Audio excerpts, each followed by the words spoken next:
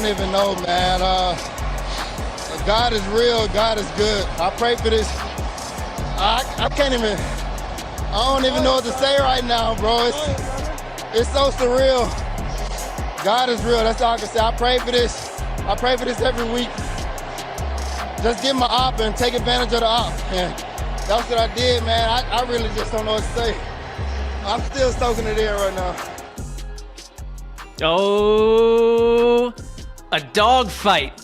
You know, when I grew up, a dog fight meant a space battle. You know, dark room cinema of the East. Space battles between power cruisers and solo piloted ships aiming to take down something darker beyond their scope. In this league, our league, they can say it's our league. We can say it's our league. A dogfight takes place between two junkyard dogs who know each other too well. They hate each other, wish to bite each other in the flesh and the buttocks. Young Wei Koo wanted to bite someone in the buttocks, kicking the Atlanta Falcons into overtime with a 52-yard field goal.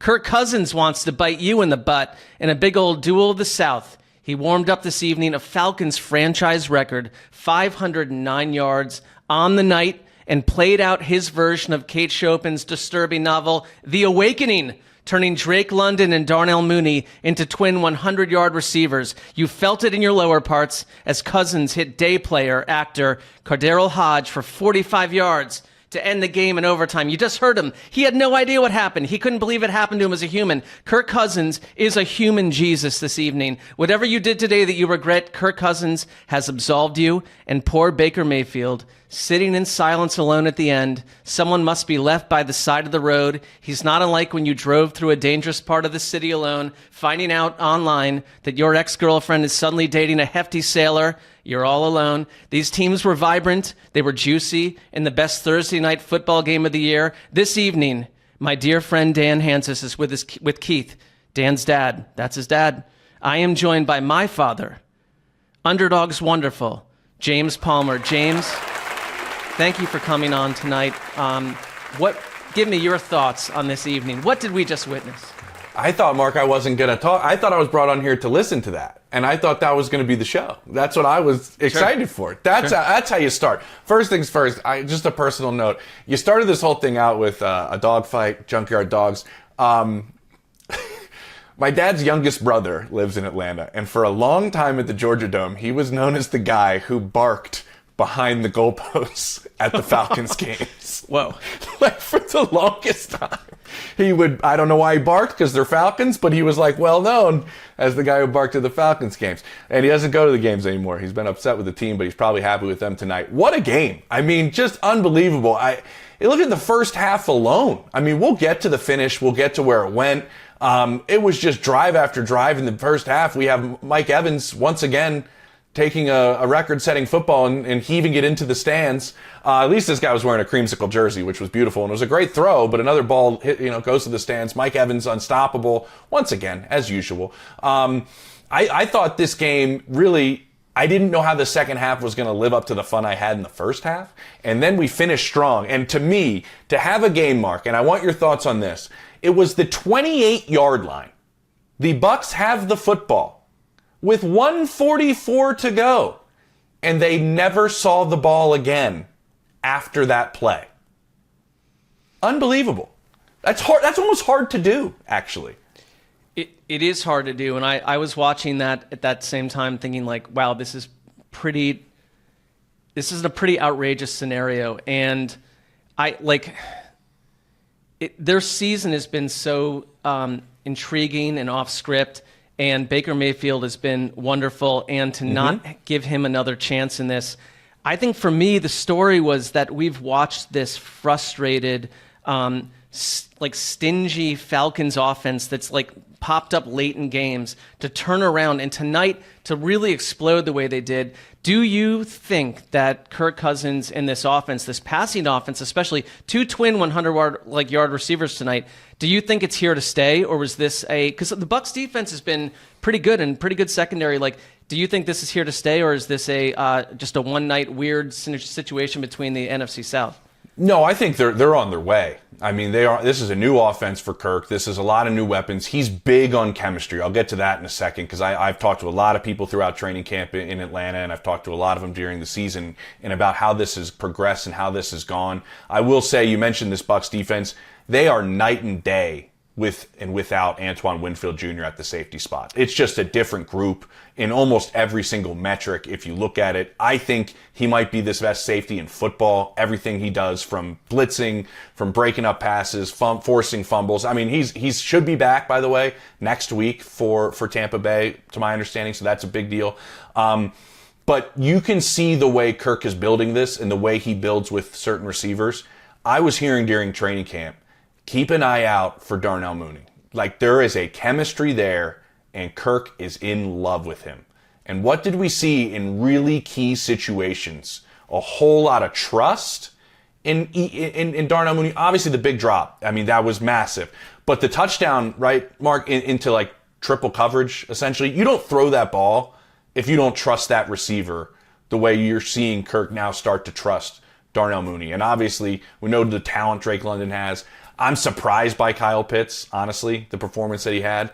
Hopefully that's a step in the right direction for him. There's just too much talent around Kirk for this not to work. And when I started hearing that stuff about something like Mooney, that builds, between those two, it only opens things up for Drake, who's getting a lot of attention. And if Pitts can provide things, I don't know if tonight's a consistent thing. And then you still have Bijan. They think the world of Tyler Algier. Like, there's just a lot of parts around him. And with a lot of parts, it takes time. It takes a minute, right? Yeah, and it's so you get Pitts tonight, who has 7 catches for 88 yards. That's the kind of box score you would have thought he'd have in week 3 of his rookie year. And we've waited so long for this to be the reality. And so here it is tonight. And it is a surprise. And it's not a good story that it's a surprise, because that's sort of what his NFL journey has been. But you are absolutely right about Mooney. I mentioned this earlier in the week on the show, that there was a great piece in The Athletic about Mooney, that Cousins just beamed about him, that Mooney is this, and we would not have thought about, your average fan would not know about Darnell Mooney this way. It's that he is this incredibly intelligent receiver who is obsessed with the little tiny things, and that he'll come up to Kirk Cousins and kind of quiz him and punch him and trigger him about little tiny moments in the game. And that Mooney is someone that he just has grown to trust, and you saw it tonight. And the combination of him and London really, really worked. And you get Pitts tonight. And look at, everyone thinks that this offense essentially should run through Bijan Robinson. And look, it's 61 yards tonight. They really only had, I think they had 77 yards rushing. So this was a massive outpouring through the air game. And Tampa's defense is good. This isn't a bit of, like I said, it's an awakening for the Falcons offense to be able to do this through the air. And I just wonder if you can carry it over. They're both 3-2 now, but I think Kirk Cousins, it makes sense that you come in after a summer where you were essentially not on the field. Your body is recovering, and here you are in week 5. It's about now when you think let's find out who this team really is. And if this is a shard or an idea or a concept of what the Falcons can be, they're a very interesting and spicy team in a division that's quite spicier than we would have expected. Big time. I mean, they need to get a pass rush. I mean, that's obviously, that's evident. That's clear. Another little note on Mooney. You know who else was really interested in Mooney and might tell you kind of an idea of him as a receiver? Kansas City was very interested in when they were trying to make a decision on who to add. Ended up adding Hollywood Brown, but they had some interest in Mooney as well, just because certain teams know that value that you're talking about in that piece, Mark. And so, yeah, I think what also transpired here is they have 3 wins. How did all 3 of those wins occur this year? Because of Kirk Cousins, late in the game with a late drive. And I think what this team needs is, the last couple years, it's been, look at these draft picks, look at this talent we're starting to put together. Who's gonna man who's gonna captain the ship, and who's gonna get this group of people and players together to believe that late in games we are a winning football team. That hasn't been the case in Atlanta for some time. And now that you have that happen 3 times, where you pull out these 3 type of wins in the beginning of the season, you don't want all these games to go this way, obviously. Especially if you're a Falcons fan. Oh, if you're my uncle, he's not barking. He's like, heart attack city for everybody down there. And so, but it does give you an understanding of where you are as an organization and why you paid that money for Kirk Cousins, for moments like tonight and what's happened in their other wins, like what happened in Philadelphia on a Monday night. Prime time, drive the team down the field, drive the team the length of the field, and get game-winning drives. That hasn't been something we've seen in Atlanta for a while. I just think the manner in which they've won early, as they piece this together, is maybe equally as important as being 3-2 right now. I think, yeah, it's like if you think about all the football teams you've followed, since being a child, that these teams that are kind of forged in the late stages of games that have to figure their way out of trouble. That I love those teams the most, because it's like I can think of even the Saints when they were 2-0 this season in the same division, where it's like they're just blowing people out and they weren't really tested on third down. Then here comes week 3 and suddenly it's like, well, we haven't really gone through this, but the Falcons have. Each of these games have come down to the final minutes, and you kind of build a confidence that this can happen. I also thought one thing they did a good job of is because their defense especially had been really fried by slot receivers specifically in the earlier part of this season. And Godwin, who has been a lot of essentially the production for the slot out of the Bucs, only 64 yards tonight. Baker Mayfield only 180 yards on the evening. He played really well. I thought, and Baker Mayfield is a revelation. He's right up there with Sam Darnold for me. But I just thought that tonight, you're right, they didn't get the ball back. They didn't get a chance for another possession. That's the way it works. It went in the favor of the Falcons. And man, this division is going to go right down to the last week. I don't know. Do you have a team that is it the Falcons? Is there a team that you believe in the most in this division? I'll tell my buddies that I'm on the radio with in Atlanta every week. I always tell them that the Falcons are my team. Well, that's smart. Yeah, pandering to the crowd. I used to live in Atlanta, but that has nothing to do with it. I've liked the makeup of the team. I've liked the way that they've built things.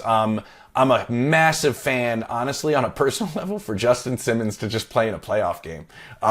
Just being here in Denver, spending so much time with Justin, working with his cherry, doing all these different things with him, just a great human being. To have more interceptions than anybody else in football since he came into the NFL, comes to the Broncos a year after Peyton Manning and the Broncos win the Super Bowl. Manning retires. He plays 8 years here and doesn't even get close to the postseason. Now he joins Jesse Bates, which I think might be the highest football IQ safety tandem in all of football. Bates is also the one that punches the ball out, really changes the course of the game, we thought, in a sense, late. So I kind of want Justin to get to a playoff game. I think Kirk is kind of the one that pieces all of this together. I really do. And I like the way they're built. And they're kind of my team in this division. But you're right. I think it's going down to the wire, because there's a lot to love about Baker and the Bucs. I mean, there's a lot to like there. And then I've loved what Clint Kubiak has done, or Clint Kubiak. Clint Kubiak? Yeah. Clint, yeah. Clint Kubiak has done. I covered his pro day at Colorado State. How about that? When he was in college, playing safety. And so that offense is really fun to watch. So we're both old, essentially, on some level. Yeah, very much so. He didn't even participate, I think, in the pro day. He's just kind of walking around. And so the way he's designed that offense is a lot of fun. I think it plays a lot to Derek Carr's strengths. I think these 3 teams are going to battle it out. It's going to be a lot of fun, because I think tonight's an example of the type of games these teams can play, as opposed to AFC South games or NFC South games we've watched in recent memory over the last several years. Yeah, it's interesting. So if you're the Falcons, you've got Carolina next week, then Seattle, then you go back to Tampa. So they play each other again really soon. And that kind of feels how the NFC South is to me. It's like they seem to always be wrestling with each other early, mid, late season. I would ask you a question. If you had to, you have a night out on the town. It's you get away from you. I know you have a wonderful wife. I met her. She's a wonderful lady. You've got children. Let's say you could go out on town and have a string of beers, a number of beers with either Kirk Cousins or Baker Mayfield. What's your choice? Where do you go there? I'm sorry, it's Baker, 100% Baker. Did you see that bit they did with the disguise and everything, Mark? I did. I mean, Yeah. I think like you're right. I think like he'd seem like the better beer drinker. He's a new 100%. father too, though. Probably not getting a lot of sleep. Baker's fun. And it's funny. Steve Smith and I talked about it on our show a bunch. Steve had a lot of interesting takes on the Tom Brady, Baker Mayfield kind of, back and forth that's going on. Fitz took another little jab at him in the pregame show at Brady.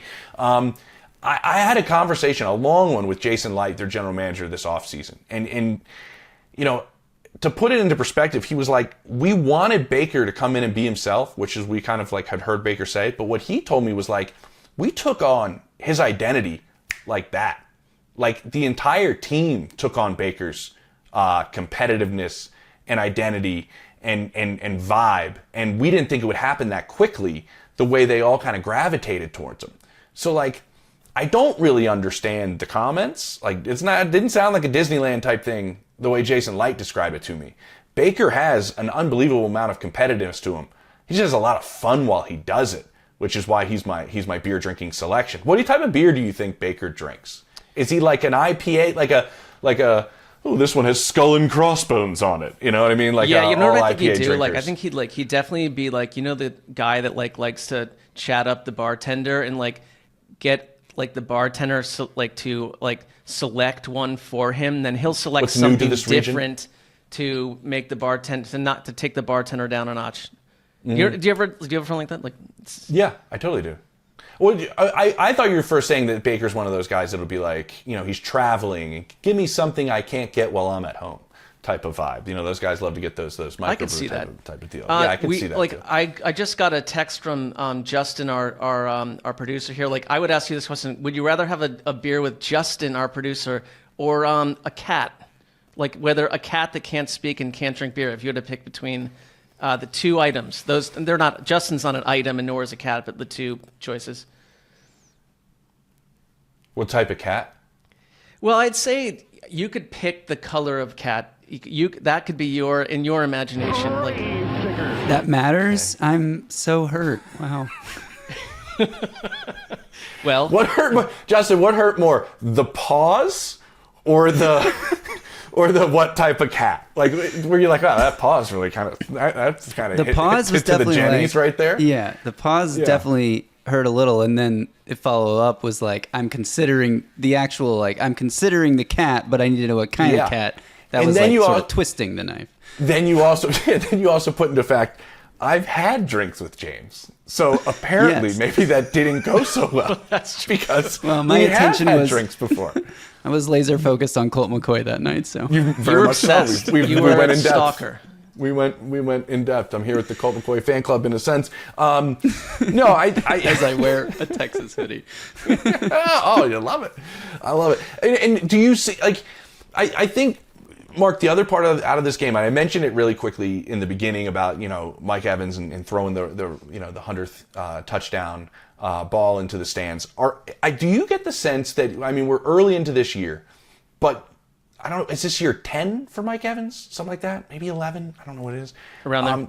This is the year, like this is the one where he finally gets the credit, where everybody around the league finally understands that he's like a first ballot Hall of Famer. Well, I feel like I'm getting that sense. We've been dancing with it for a little bit, and I feel like now's this year, for some reason, I keep hearing like, Mike Evans is one of the best receivers in this game, and I'm like, is this the year we're finally acknowledging that?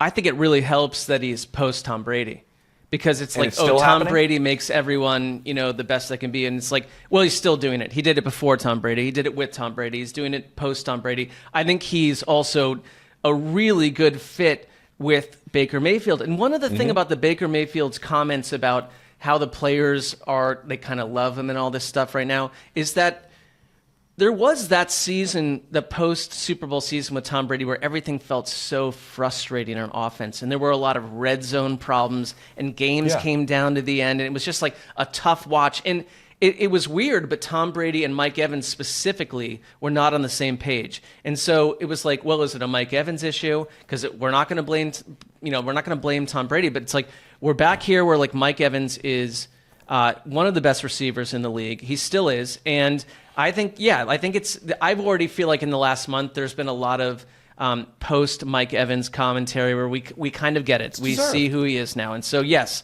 to answer your question, I think he's getting he's getting at least praised the way that he should have been for a long time at this point. Great point. That's exactly right. So the follow-up to that is this, where do him and Chris Godwin, because I also feel like that this is kind of just, and maybe a lot of times market size plays a factor in this, fan base size plays a factor in this, wins and losses, obviously. Then those two as a duo, and Chris Godwin and Mike Evans, where do they rank as a receiver one, receiver two duo in the NFL? Man, I'd say, I'd have to go, the way I do it is I'd sit down and look at every single team and kind of slot them, but I'm fifth or something, fourth or fifth, third, fourth or fifth, because Godwin, there was the game a couple weeks ago where Baker's first 7 completions were to Chris Godwin for 100 and something yards and a touchdown. And it's part of it is the duo's value works on how well they're meshing with their quarterback. And I think they work really well with Baker. And that's why, like we were saying, I think that Tampa Bay is right in this till the end of the year. They've beaten Detroit. They beat Philadelphia. They destroyed Philadelphia. They lost in a real tight game tonight. I don't have a big problem with that. This is working. They beat Detroit. Right. This is working. So yeah. So I think I put them in the top 5, and I think the thing is because it's a small market and because it's post Super Bowl Tom Brady, it's we dismissed the Bucs entirely a year ago, and wait, but they're still hanging around. Vita Vea is still a dominating force. There's a good roster still put together. Yeah, absolutely. The roster is really strong, and so for the Falcons to do what they did tonight.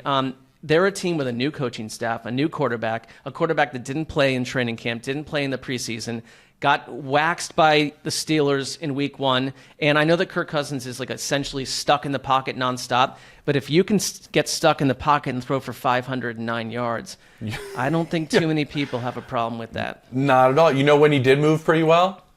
Because we need to talk about this. When they had 12 seconds on the clock and they threw an in-breaking route and were able to still spike the football with 1 second to go. I mean, that was unbelievable. That might have been the most insane play of this entire game, honestly, was getting back to the line of scrimmage and spiking the football with 1 second left. You heard on the broadcast, fellow Buckeye, Kirk Herbstreit just go, once the ball was caught by Drake London and he runs another 5 yards and gets tackled, he just goes, oh. He was there's no way that they're going to be able to pull this off. That was, I think, with everything you just said, makes that play, now that you listed it to me, Mark, even more impressive. New coaching staff.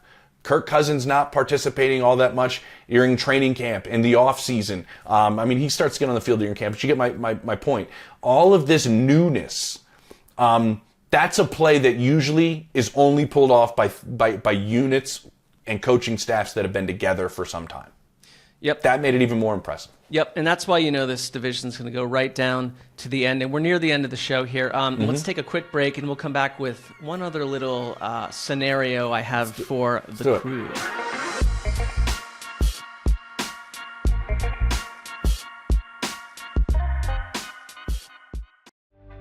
This episode of Heed the Call with Dan Hansis and Marc Sessler is brought to you by BetterHelp. Are you searching for that sense of motivation and curiosity? Are you feeling stuck in a rut at work, in your relationships, in your life in general? I get it. If this sounds like you, therapy can help. Therapy can empower you to be the best version of yourself. It can help you to learn positive coping skills, how to set boundaries, and help find that motivation you've been lacking. So if you're thinking of starting therapy, give BetterHelp a try. Entirely online, it's designed to be convenient, flexible, and suited to your schedule. You don't even have to leave the comfort of your home. To get started, simply fill out a short questionnaire and you'll be matched with a licensed therapist. Plus, you can switch therapists at any time for no additional charge. Rediscover your curiosity with BetterHelp. Visit BetterHelp.com/HTC today to get 10% off your first month. That's BetterHelp, HELP.com/HTC.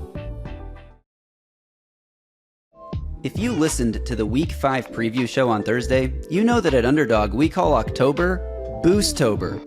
And if you haven't listened to the Thursday preview show yet, we have a problem. Go listen to it. Anyway, Boostober. Every single day this month, Underdog is dropping a different promo all month long. So check your app on a daily basis because trust me, you do not want to miss out on these specials. If you haven't started playing on Underdog yet, Boostober is the perfect month to get started. Just download the Underdog app or head to the website underdogfantasy.com. Sign up with the promo code HTC, that's us, and Underdog will give you a free pick to use on your first cash pick'em entry, plus up to $1,000 in bonus cash when you deposit. That's Underdog Fantasy promo code HTC to claim your new customer special of a free pick and your first deposit offer for our U.S. audience only. If you listen to this show, you probably know that food isn't really my thing, but then I found out about a delicious, nutritious meal that's ready in seconds. Support for Heed the Call is brought to you by Huel, the world's #1 complete nutrition brand, with over 400 million meals sold worldwide. Yes, you heard that right, 400 million. Huel is trusted by millions of people looking to fuel their days with convenient, complete nutrition. Try it for yourself with our exclusive offer for you. 15% off with the code HTC at Huel.com. Fuel your best with Huel today. The best part about Huel is that now I can get a delicious, complete meal with 27 vitamins and minerals and all the nutrients I need to thrive without having to eat any actual food. Proud of me, Dad? That's 15% off with the code HTC at Huel.com. Unlock a healthier, easier way to eat with Huel. Nutritionally complete meals in minutes so you can focus on what really matters. Hammer that Huel! All right, we're back. One more thing before we check out on this Thursday evening. We're going to do one little exercise, and we're going to include Gravedigger, the glorious Gravedigger, in this. I just thought, why not pick... Can we think about this exercise like a player? Like, we've been watching football for a long time, and, you go through the grind of these seasons, and football's on every night of the week. I think it's on for 58 straight days starting tomorrow, college and pro.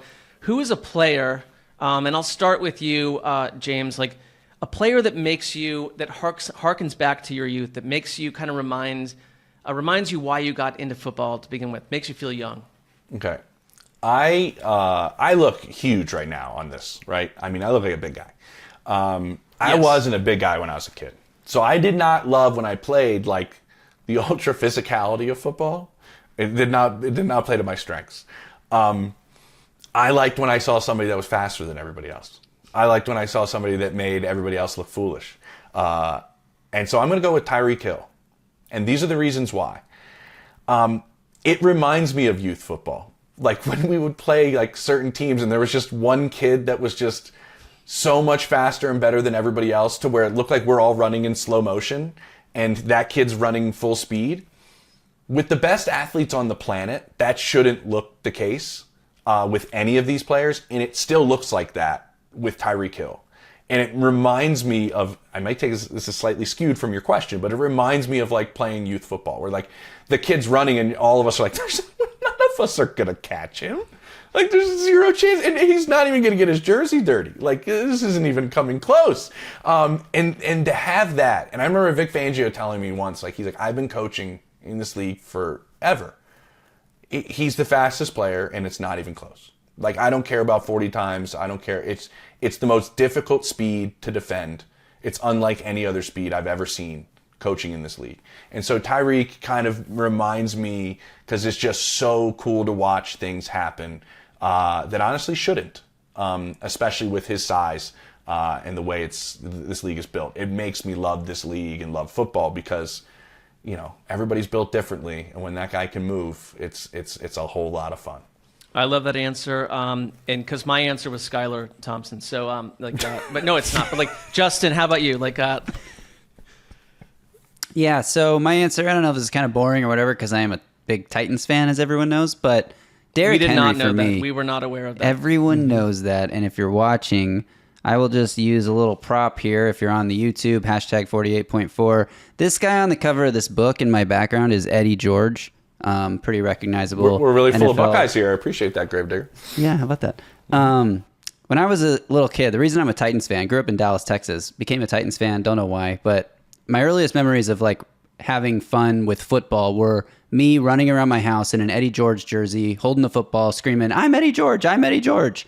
And I don't actually remember doing this. My dad tells me it happened, so I choose to believe him on that front. But the player in the league now, Derrick Henry, who harkens me back to that, is just, one of the most physical players on the field, kind of the opposite, I guess, of where you went with it, James. But like almost always the most physical player on the field, grinding out tough yards, but can explode for those breakaway plays. He can hit the home run that gets you out of your seat, but he can also win you the game in the fourth quarter by picking up the tough first downs. And it just reminds me of when I first started watching football and why I fell in love with the game, and the fact that Derrick Henry feels like a running back from a prior age of football. Like, we don't have running backs like him anymore. Like Eddie. Like Eddie, like guys that can just carry the ball 30 times in a game and their bodies don't break down. Like, how many running backs have been stacked up next to Derrick Henry over the last 5 or 6 years as like, is this guy the best or is this guy the best? And Derrick Henry's still doing like the Jonathan Taylors and all these guys that like injuries caught up to them or whatever it is. Like, they just never reached the level that they were at their peak. And Derrick Henry's peak has just been forever, and it's like he's still leading the league in rushing right now. It's at 30 years old. It's crazy. So that's my answer, Derrick Henry. James, do you agree with that? Do you like where Gravedigger went there? I liked it because there was a sense. We had, growing up in Philadelphia, a big back in the day, Keith Byers and those guys. Oh, yeah. Yep. I liked where he's taking it, right? Where it's like, you're going to give it to him again. And you're going to give it to him again. And you're going to wear a defense out. And you're going to wear them out in the second half. I mean, I've had lucky enough to have a lot of conversations with Eddie over the years just about what that was like. To just wear a defense out, even though you're done. Like, you're spent physically, but to just out-will them, essentially, the way he did and the way Derrick Henry did. Like, that's a really cool aspect of football. The very opposite of what I said. The opposite I said is like, don't get touched. That one's like, just run people over. And I was kind of like you, James, because I was never big. I was like a 5 foot tall ninth grader trying to play high school football. And so to me, I think maybe I identify with the other side because it's like something I could never be, whereas you identify with the thing you could have been. I don't know. I wasn't that fast. But. Justin, I was surprised to learn that you owned a book. Yeah, no, I read books. No, I'm just saying that's one of the most surprising elements of the day. This has been a long day. It's one of the more surprising elements of the day for me. I don't know if you've read it. I don't know if that book has words, right? But it's got pictures. Actually, the co-host of my Titans podcast wrote this book, Justin Mello. So big shout out to Justin Mello in a big spot here. Well, look, I've set you up for more Titans, propaganda. Like, how did I do that? Nice work, Mark. I have a weird answer because I love where you both went with this. Like, and I think this is certainly propped up by the last Ravens game. But when I think about like old 80s football, which is when I became like kind of incubated into the whole thing, I'm going to go with, and this is a weird choice, but like Patrick Ricard. And here's the thing, fullback. because I didn't even know what Patrick Ricard looked like as a human. Like, he was always just in his helmet and he's got his giant shoulder pads and stuff. But they showed him the other night where it's like he in the end zone, he finally like sat on top of that football and like he got the touchdown and like the offensive lineman's annoyed at him. But like you finally got to see him. And like we talk about someone that you're not like he's like a 312-pound gigantic guy who probably like, I remember when I played Pop Warner, and Justin knows, like at the end of the season, the only reason you'd play Pop Warner half the time is like at the end of the season, you have like a giant like banquet with like 18 pizzas that they'd bring in, right? Yeah. And like there was this one kid, Rob McCarthy, who like every year would like, he's like, all right, it's my night. And like he'd eat Robbie like an Mack. entire pizza by himself, like with everyone around him, like cheering him on. Like, this is just boy behavior. Just like everyone cheering on Rob McCarthy to eat like a Robbie giant Mack. pizza by himself. Robbie And I was Mack. like, that's Patrick Ricard to me. Like when I saw him, it's like, that's my dude. Like that's the guy that like, I'm never going to be him, but he's going to be the guy that I love. And he's going to tell me things about when he's a little bit down in life and stuff, but I'll prop him up as a friend, but he's going to eat like an entire gigantic pepperoni pizza by himself in front of everyone and then probably go barf in the bathroom. But like, that's football to me. Like Kevin Mack used to have those big shoulder pads, or like the guys with the huge neck rolls. Like Ricard to me feels like the old school player that I don't think there are many of those guys around him. His position to start with, but everything else. That's what I was going to ask you, Mark, is do you feel like when you watch him, it's making you feel that, and you feel like, I don't know, Field of Dreams, Into the Corn, those players are disappearing? Yes, that and Lust. That you're trying to pull him back. They won't let you get into the corn. They won't let you out there. They'll put James Earl Jones out there. R.I.P. Poor little out. But you want to pull Patrick Ricard out of the corn. Yes, he's and a you throwback. want to keep him on the field. And like, I'm a Browns fan, so like, why am I picking a Ravens player? But it's like, here's the thing. It's okay. Feelings are feelings. You can't because control where they go. They're old school, and like, they are bringing those players out of the cornfield. You know, we're back, and Kevin Costner loves him. I love him, and so like, I'm very much with you on that analogy. Yes, like it's just the first person that came to mind. So I like typically I'm like go with the first thing that comes to mind. Yeah, I like it. He almost needs one of those Brian Cox blocks behind his helmet. Yeah. Remember when Brian Cox used to wear that giant block behind his helmet attached to his shoulder pads? I like that better than the blimps they're putting over the helmets now. I don't like the blimps. I'm not a huge guy in the blimps. So. You got to be the only one that calls them the blimps. Well, whatever it is, just it looks like an air Guardian dirigible. cap. Yeah, The Guardian Guardian cap. cap? Sorry. I'm sorry. Well, wait. You know what? We really should go. Like, Dan's gonna kill us when he sees how long this episode is. Justin's been telling me these things been going. James, what a pleasure. Thanks for joining us. I know. I really loved it. We'll do it again. Absolutely. This was a great game. The NFC South is a war. It is a war. Where that war ends, it may not. Other divisions may not be too concerned with that, but we will see. Thank you, James. Thank you, guys. And one more thing. You got to heed the call.